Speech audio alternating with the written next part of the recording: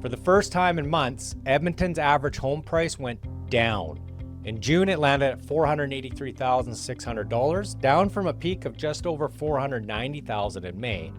And I promise you, over the next 2 weeks, you're going to see headlines calling this the top, the turn, the start of the slide.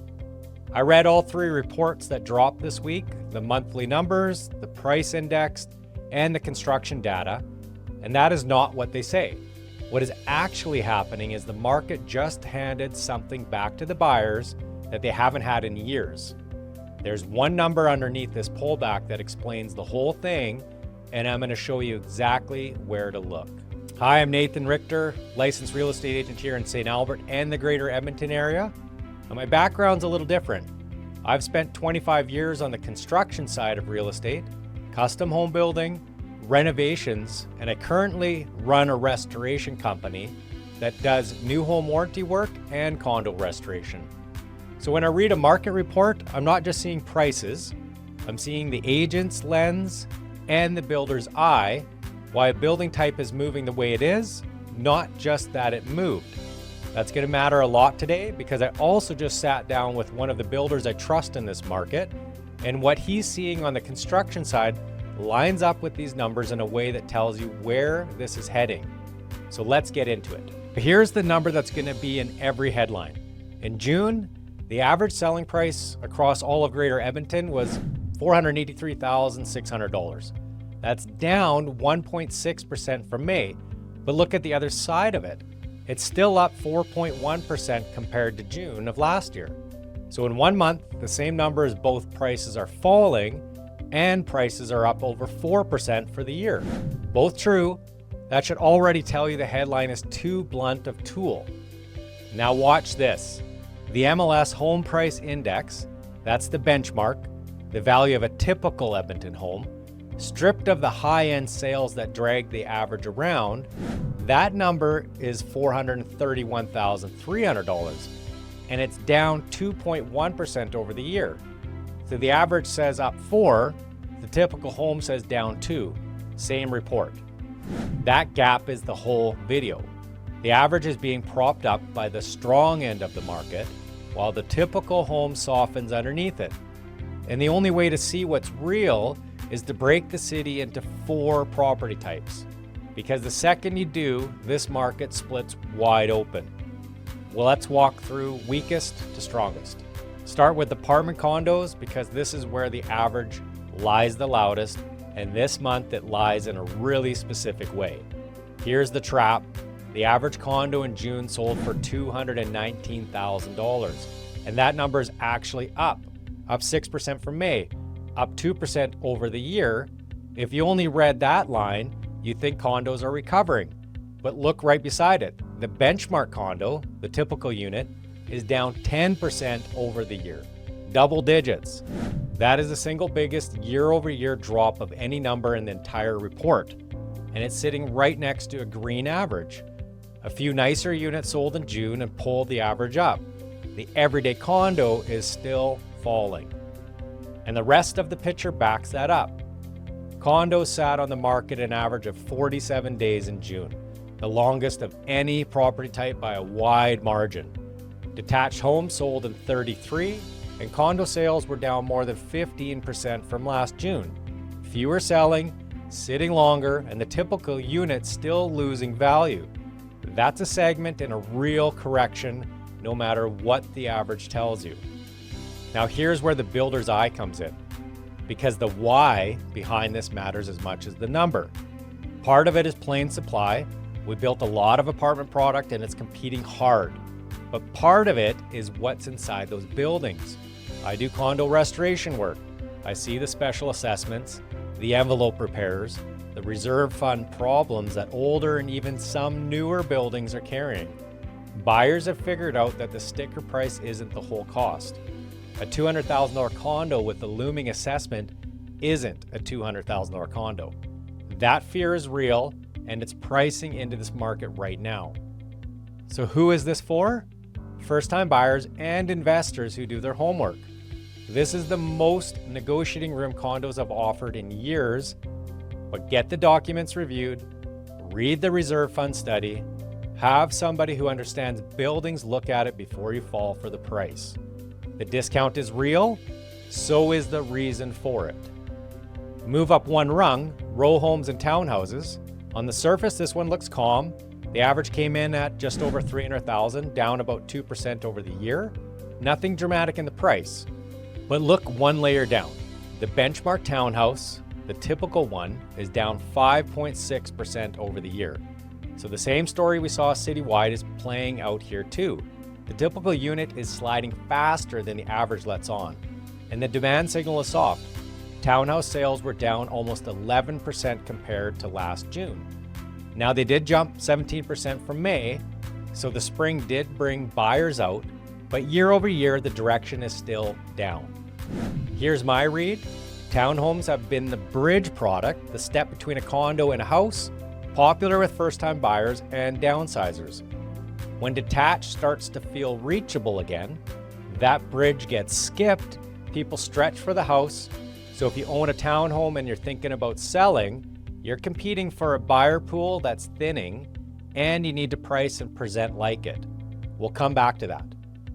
Third market, semi-detached, your duplexes, your half duplexes. This is the one sitting right in the middle, and it's quietly the healthiest story in the whole report.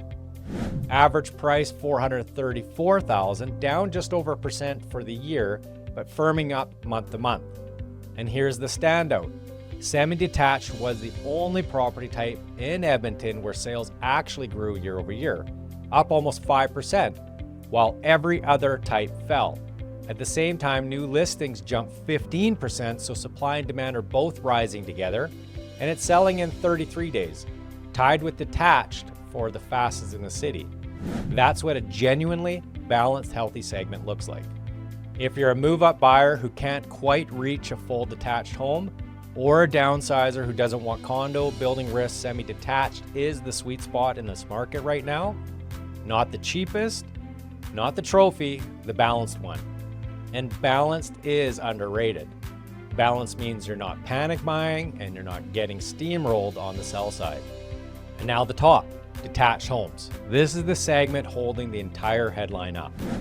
The average detached home sold for $593,000 in June, up 3.3% over the year. Remember, the condo benchmark was down 10, detached is up over 3, and the benchmark detached home, the typical one, is basically flat for the year, down 0.5%. So the top of the market is holding its value while the bottom corrects. That's the spread I opened up with. And detached isn't just holding, it's where the actual activity is. 61% of every home sold in Greater Edmonton in June was a detached house. 1,676 sales out of 2,700 total. It sold as fast as anything on the board, 33 days. So when you hear Edmonton prices are up 4%, what you're really hearing is detached homes are strong, they make up most of the sales, and they're dragging the city-wide average up, while condos and townhomes quietly drift the other way underneath. Why is detached holding? Same reason it always does. And the builder in me will tell you supply is the big one. They're not making more established detached neighborhoods. You can't build another mature, treed central community. The land's gone. New detached supply comes on slow and expensive. Condos you can stack a few hundred at a time. Detached you can't. So when demand stays steady, detached holds value almost by default. If you own a detached home in a decent Edmonton neighborhood, your equity is in better shape than the headline made you think. Quick thing, because this is exactly what people message me about, I put together an Edmonton market report every month. It's part of how I keep people in this market informed. It breaks all of this down by property type and by area, St. Albert, Sherwood Park, Spruce Grove, the city core, so you can see which of these 4 markets your specific home or your target neighborhood is actually in. If you want it, comment the word report below or text or email me. It's all in the description and I'll get it to you. So let's get back to it. Okay, so why is the market loosening at all? This is where those other 2 reports come in, and it's the piece that ties the whole thing together. 2 things are happening at once. First, supply. Inventory at the end of June was just over 8,000 homes, up 22% from a year ago, nearly a quarter of more homes on the market than last June. New listings for the month were up 10% year over year. So there is simply more choice out there. And that choice is what's letting buyers push back on price. That's the number underneath the pullback. It's not that demand collapsed, it's that supply finally caught up. Now here's the part I wanted to bring you after sitting down with that builder. Everybody assumes all the supply means builders are flooding the market. The opposite is happening. New home construction is starting to pull back, hard. Single-family housing starts across the region were down 8% this spring. Residential permit values are down 16% from a year ago. And the biggest one, net migration into Alberta dropped 70% in the first quarter compared to last year. 70% fewer new people arriving at the same time builders are slowing down. So put the builder's hat on for a second. Today's inventory is mostly resale. Existing owners listing into a busy spring, but the new supply pipeline, the homes that would come online a year or two from now, is being turned down right now. When you slow starts and slow permits, you're not feeling it today, you feel it in 12, 18 to 24 months from now. So the read is this: the choice buyers have right now is real, and it's the best leverage they've had in years. But it's a window, not a permanent shift, because the thing that refills supply is already easing off. That's the piece the monthly headline can't show you, and it's exactly why the Agent Plus builder view matters. Let me put a single number on it. Months of supply, how long it would take to sell everything on the market at the current pace. A year ago, that sat around 2.5 months. Today, it's right around 3. Under 4 months is still technically a seller's market, so I'm not telling you the sky is falling, but the direction is unmistakable. This market is loosening, and it's loosening fastest exactly where we expect. Condos and townhomes, the segments with the most supply and the softest demand. Detached, where supply is naturally tight, barely moved. The split isn't random, it's supply doing what supply always does. So here's what June actually told us. Edmonton is not one market, it's 4. Detached is appreciating and carrying the headline. Semi-detached is balanced and quietly the healthiest demand in the city. Townhomes look flat but are softening underneath, with the typical unit down almost 6%, and condos are in a real correction. Down 10% on the typical unit, sitting longest with building risk you have to look inside to see, even though the average tried to tell you they bounced. The Edmonton's up 4% headline is true and almost useless at the same time, because there's no such thing as the Edmonton price. There's your property type in your area right now. That's the only number that matters for your decision. And the pullback everybody's about to panic about is really just buyers getting a window. One the construction slowdown is already working to close. So figure out which of the 4 you're in before you make a move. If you want help with that, grab the monthly Edmonton Market Report, comment report below, or text or email me, and I'll send the property type and area breakdown. And if you're actually planning to buy or sell in the next 6 to 12 months, especially if you're weighing new construction against resale, send me a message directly, text or email, or give me a call.